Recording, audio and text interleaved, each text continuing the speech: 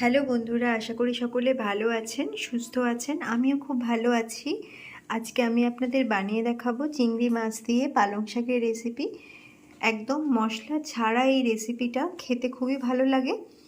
দেখে ভালো লাগলে অবশ্যই লাইক শেয়ার করবেন আর কমেন্ট করে জানাতে ভুলবেন না। আর অবশ্যই চ্যানেলটিকে সাবস্ক্রাইব করে পাশে থাকা বেল আইকনটি ক্লিক করে নেবেন।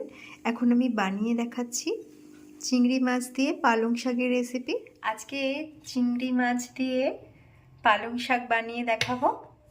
তার জন্য এখানে আমি কড়াই বসিয়ে নিয়েছি গ্যাস অন করে, আর সবজি নিয়ে নিয়েছি বেগুন, কচু, আলু আর নিয়েছি মূলো। সব সবজি পরিমাণ মতো নিয়ে নিয়েছি। একটা বেগুন, একটা মূলো, কচু নিয়েছি দুটো, আর একটা আলুকে লম্বা লম্বা করে কেটে নিয়েছি। সাথে নিয়ে নিয়েছি কাঁচা লঙ্কা। তো সবজিগুলো আমি এখানে কেটে ধুয়ে রেখেছি। এখন প্রথমেই বড়ি ভেজে নিতে হবে। কড়াইতে দিয়ে দিচ্ছি তেল।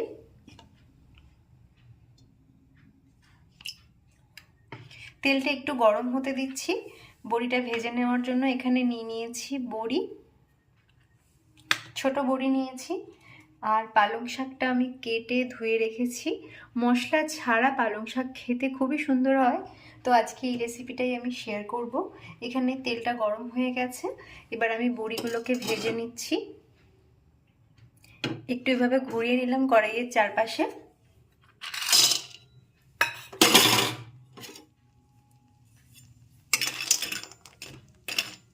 বড়িটাকে একটু ভালো করে ভেজে নিয়েছি।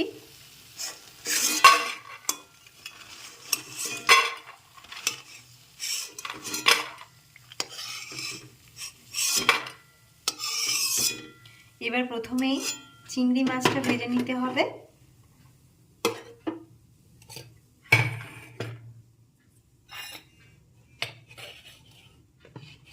একটু নুন আর হলুদ মিশিয়ে নিচ্ছি।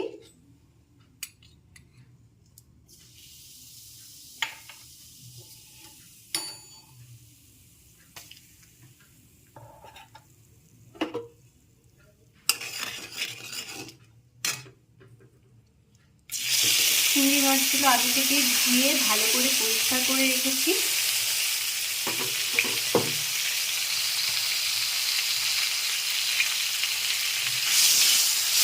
মাছটা ভেজে নিচ্ছি। চিংড়ি মাছগুলো ভেজে নিয়েছি, এখন তুলে নিচ্ছি।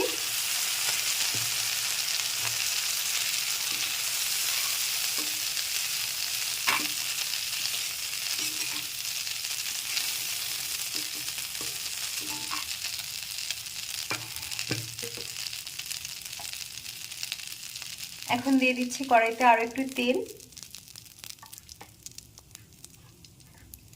এবার প্রথমেই দিয়ে দেবো ফোড়ন। ফোড়নে একটা শুকনো লঙ্কা আর সামান্য 5 ফোড়ন নিয়েছি, হাফ টিস্পুন মতো।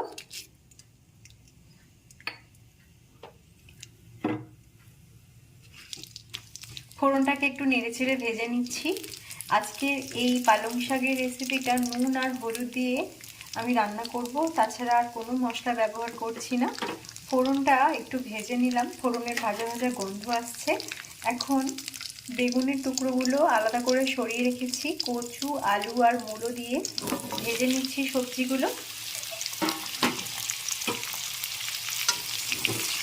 পালং শাক খেতে ভালো লাগে রুটি, ভাত সবার সাথে। তো এখন সবজিগুলোকে একটু ভালো করে ভেজে নিতে হবে। সবজিটা নেড়ে চেড়ে 2 মিনিট ভেজে নিয়েছি। এখন এর মধ্যে দিয়ে দিচ্ছি বেগুন।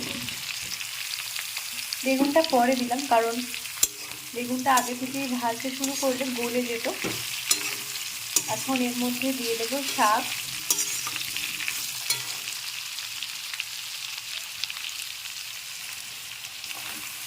একটু সিদ্ধ হওয়ার জন্য একটা ঢাকনা দিয়ে ঢেকে দিতে হবে। তো তার মধ্যে একটু নুন ছড়িয়ে দিলে আরো ভালো হয়।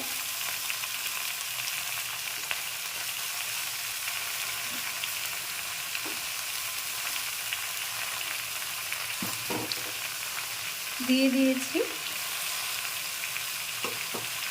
এবার ওপর থেকে একটু লবণ দিয়ে দিচ্ছি। এখন একটা ঢাকনা দিয়ে 2 মিনিট রাখবো, একটু কমে গেলে নেড়ে চেড়ে নিতে সুবিধা হবে। 2 মিনিট ঢাকনা দিয়ে রাখতে এটা একটু কমে এসেছে। এখন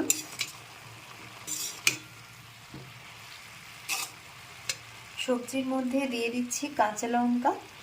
4টে কাঁচা লঙ্কা নিয়েছি, ঝালটা নিজেদের পরিমাণ মতো আপনারা মিশিয়ে নেবেন। মোটামুটি লবণ যা দিয়েছি হয়ে যাবে। এখন দিয়ে দিচ্ছি হলুদ গুঁড়ো, আর এখানে দিয়ে দিচ্ছি বড়ি আর চিংড়ি মাছ। সব কিছু নেড়েচেড়ে মিশিয়ে আরও 5 মিনিট মতো সিদ্ধ করতে হবে। এখানে তরকারির মধ্যে আমি একটু চিনি মেশাবো। রুটি বা ভাত যাই দিয়ে খাওয়া হোক না কেন, পালং শাকের এই তরকারির মধ্যে একটু চিনি মেশালে খেতে টেস্টি হবে। তো এখন আরও 5 মিনিট মতো একটা ঢাকনা দিয়ে ফ্লেম কমিয়ে ফুটিয়ে নিতে হবে। আলাদা করে আমি তরকারির মধ্যে জল মেশাচ্ছি না, ভালো করে নেড়ে ছেড়ে মিশিয়ে নিয়েছি। এখন এর মধ্যে দিয়ে দিচ্ছি চিনি,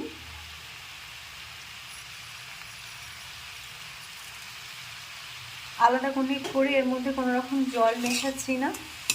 5 মিনিট সিদ্ধ করে নিচ্ছি ঢাকনা দিয়ে ঢেকে, আর গ্যাসের ফ্লেমটাকে কমিয়ে রেখে।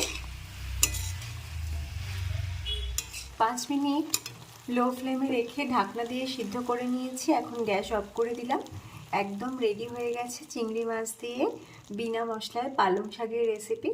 আপনারাও ট্রাই করতে পারেন রেসিপিটা, আশা করি ভালো লাগবে।